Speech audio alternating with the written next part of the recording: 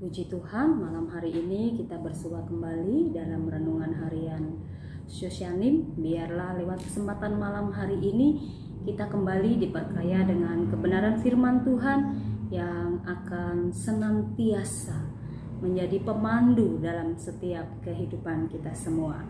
Sebelum kita akan sama-sama membuka Alkitab kita, mari kita tundukkan kepala, kita bersatu dalam doa. Bapa yang baik, kami mengucap syukur dan berterima kasih untuk kesempatan malam hari ini.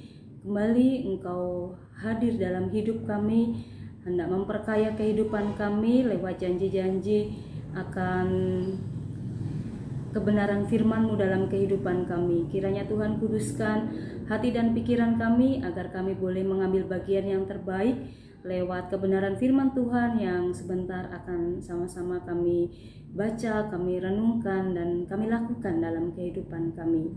Terima kasih Bapa, kami mengucap syukur di dalam nama Tuhan Yesus Kristus. Haleluya. Amin. Saudaraku yang dikasihi Tuhan, kita akan sama-sama menyiapkan Alkitab kita malam hari ini yang akan kita buka di dalam Injil Lukas. Injil Lukas yang ke-8 ayat yang ke-22 sampai dengan ayat yang ke-25. Saya akan bacakan buat kita semua. Angin ribut diredakan. Pada suatu hari, Yesus naik ke dalam perahu bersama-sama dengan murid-muridnya. Dan ia berkata kepada mereka, "Marilah kita bertolak ke seberang danau." Lalu bertolaklah mereka. Dan ketika mereka sedang berlayar, Yesus tertidur. Sekonyong-konyong turunlah taufan ke danau, sehingga perahu itu kemasukan air dan mereka dalam bahaya. Maka datanglah murid-muridnya membangunkan dia, katanya, "Guru, guru, kita binasa." Ia pun bangun lalu menghardik angin dan air yang mengamuk itu. Dan angin dan air itu pun reda dan danau itu menjadi teduh. Lalu katanya kepada mereka, "Di manakah kepercayaanmu?"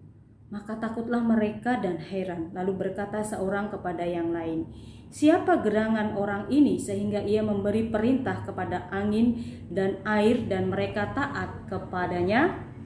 Puji Tuhan, ini adalah satu kisah yang tentunya sudah tidak asing buat setiap kita semua. Baik anak-anak, pemuda remaja, kita orang-orang dewasa, sudah sering kali kita mendengar bagian firman Tuhan ini dalam kehidupan kita. Tetapi firman Tuhan itu selalu baru dalam setiap kehidupan kita semua. Lewat bacaan ayat demi ayat yang sudah sama-sama kita baca, kita dibawa kembali untuk flashback dalam kehidupan kita semua. Untuk kita melihat bagaimana penyertaan Allah yang sungguh luar biasa menyertai setiap kita semua. Memang ada saat-saat dalam kehidupan kita ini, tidak kita pungkiri, kita akan mengalami satu masa yang penuh dengan ketakutan, penuh dengan problema, penuh dengan hal-hal yang tidak kita mengerti kenapa hidup ini berjalan seperti ini. Bahkan ada kalanya ada kesempatan yang begitu membuat kita mengalami sebuah kondisi yang ketakutan sedemikian rupa, sehingga membuat hidup kita menjadi bimbang, kita menjadi goyah, iman kita seperti sedang diombang-ambingkan oleh karena keadaan-keadaan dan situasi-situasi yang menekan kehidupan kita semua. Tetapi melalui ayat bacaan, ayat demi ayat yang sudah sama-sama kita melihat, kita baca, kita dengar, kita kembali dibawa kepada bagaimana Allah mendemonstrasikan kuasa-Nya yang sungguh luar biasa dalam kehidupan kita. Satu hal yang ingin saya tekankan buat kita semua, kuasa Yesus sanggup untuk mengatasi alam. Demikian luar biasa alam ciptaan Tuhan ini, dan Tuhan memiliki kuasa untuk mengendalikan alam tersebut. Artinya lewat hal ini kita dibawa kembali untuk kita melihat sebagaimana Yesus sanggup mengendalikan alam. Tentunya bukan hal yang sulit buat Tuhan mengendalikan setiap kehidupan kita semua. menjadi kesaksian buat saya secara pribadi.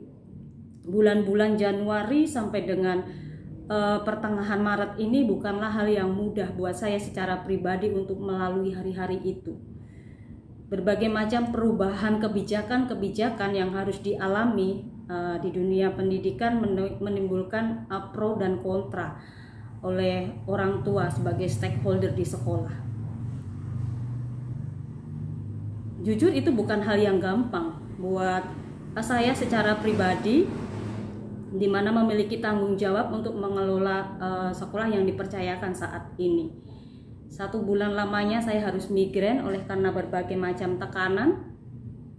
Tetapi pada akhirnya saya melihat bagaimana Kristus bekerja dengan caranya yang sungguh luar biasa. Bisa kok itu dilewati oleh karena pertolongan Tuhan tentunya. Bisa kok semuanya diselesaikan dengan baik oleh karena hikmat dan tuntunan Tuhan tentunya. Memasuki bulan Februari, saya dikelilingi oleh teman-teman yang banyak terkonfirmasi positif COVID. Beberapa kali harus kena tracing, sampai pada situasi di mana saya juga oleh karena kondisi-kondisi itu sempat juga menggoyahkan hati saya. Terakhir kali harus di tracing, entah karena memang saya mengalami gejala flu, entah karena sugesti, karena sering kali harus kena tracing, mengalami ketakutan sebelum harus di PCR.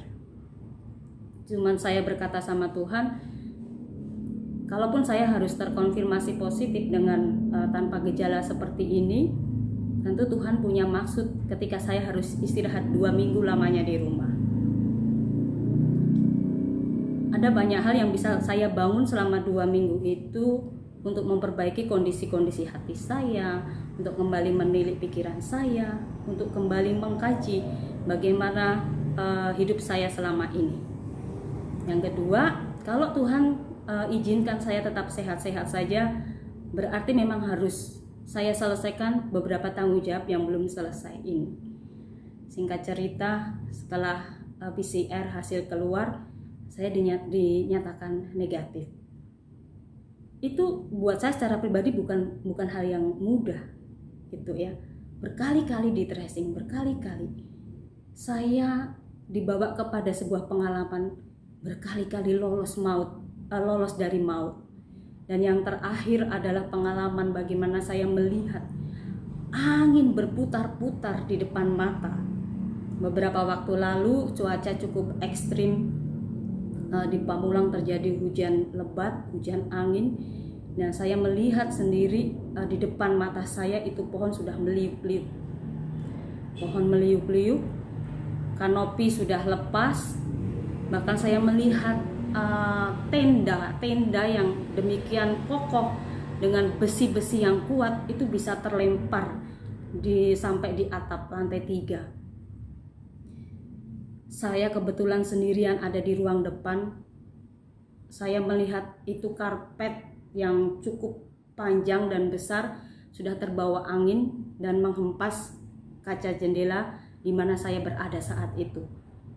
Saya sudah mikirnya sudah macam-macam.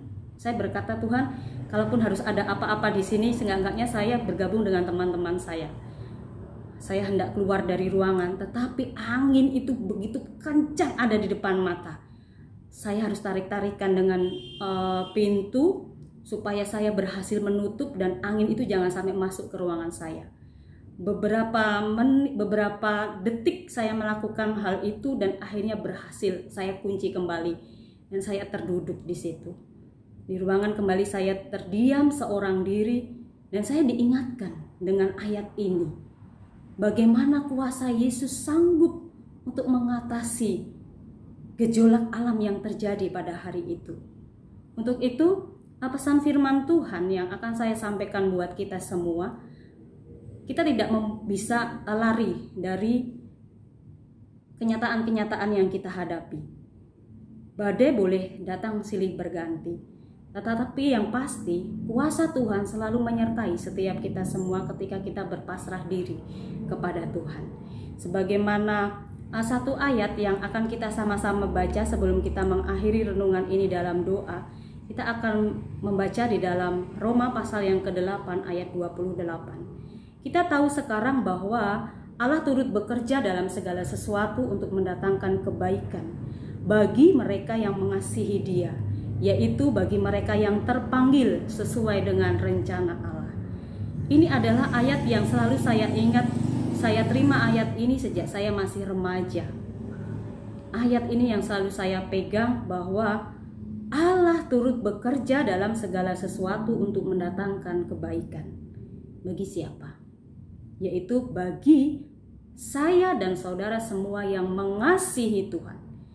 Bagi kita yang terpanggil sesuai dengan rencana Allah. Artinya kebaikan Allah akan diterima oleh mereka yang mengasihi Tuhan dan hidup sesuai dengan panggilan yang Allah sudah tetapkan dalam setiap kehidupan kita. Untuk itu, apapun yang Tuhan percayakan saat ini kepada setiap kita semua, di posisi apapun Tuhan beri saat ini, asal kita mengasihi Tuhan dan menjalankan panggilan hidup kita dengan hati yang sungguh-sungguh dan bersyukur kepada Tuhan, maka di situ kita akan senantiasa melihat kuasa Allah yang luar biasa bekerja dalam kehidupan kita semua. Puji Tuhan, kita akan ikat perkataan firman Tuhan ini melalui doa yang dengan tulus kita panjatkan kepada Tuhan. Kami bersyukur dan berterima kasih Tuhan, Engkau mengingatkan kembali akan keberadaan kami, dan Engkau menunjukkan kembali bagaimana kehebatan kuasa-Mu dalam kehidupan kami. Beri kami hati yang senantiasa mengasihi Tuhan. Beri kami ketekunan, kesetiaan dalam kami menjalankan panggilan hidup kami. Apapun yang Tuhan percayakan saat ini kepada setiap kami semua. Beri kami hati yang dengan sungguh-sungguh mengerjakan setiap panggilan-Mu dalam kehidupan kami ini. Kami percaya hidup kami ada dalam kendali Tuhan. Tidak ada perkara yang mustahil Tuhan kerjakan dalam kehidupan kami. Ini doa ucapan syukur kami ya Bapa. Hanya di dalam nama Tuhan Yesus Kristus kami menyerahkan hidup kami ini. Haleluya. Amin.